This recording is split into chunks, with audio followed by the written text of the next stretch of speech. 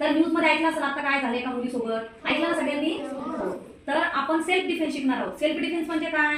Self defence म्हणजे स्वतःचे रक्षण स्वतः करणे. धोक्याच्या परिस्थितीत योग्य विचार करून शरीराचा आणि बुद्धीचा वापर करून स्वतःला सुरक्षित ठेवणे म्हणजेच काय? Self defence. म्हणजेच काय? Self defence. आणि आपल्याला ते शिकायचं आहे. आजच्या काळामध्ये आपत्कालीन परिस्थिती कधी येईल सांगता येतं का? आपण रस्त्याने जातोय, आपल्यावर कोण अटॅक करत, आपण सांगू शकतो का? अगोदर माहिती असतं का आपल्याला? नसतं माहिती. त्याच्यासाठी आपण कधीही स्वतःला स्वतःचं संरक्षण करण्यासाठी तयार ठेवायचं. बरोबर आहे की नाही? कारण कधीही कोणती परिस्थिती येईल हे सांगता येत नाही. म्हणून मुलींनी काय करायला पाहिजे? स्वतःचं रक्षण कसं करायला पाहिजे?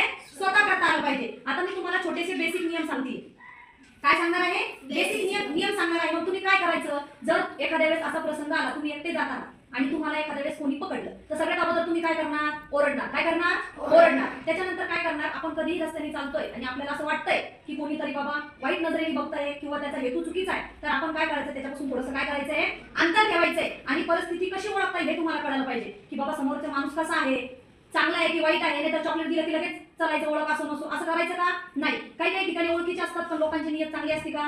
तरी सुद्धा आपल्याला ते ओळखता आलं पाहिजे की समोरचा व्यक्ती कसा आहे, समोरचा मुलगा कसा आहे, समोरचा माणूस कसा आहे. बरोबर आहे की नाही?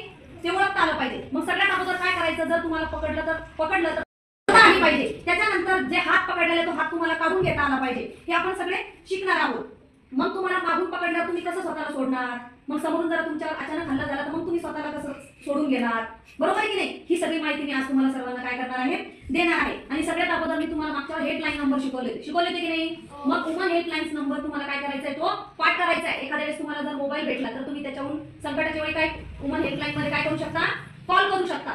त्याच्यासाठी समोरच्याला जेव्हा आपल्याला पकडलं तर आपण काय करायचं आहे? समोरच्याचे जे कमजोर बिंदू आहेत त्या ठिकाणी आपण काय करायचं आहे? अटॅक करायचं आहे. म्हणजे आपल्याला जर पकडलं तर आपल्या स्वतःचं संरक्षण स्वतः करता आलं पाहिजे. हे सगळ्यात कशासाठी करायचंय? आपल्याला स्वतःच्या बचावासाठी करायचंय. बरोबर आहे?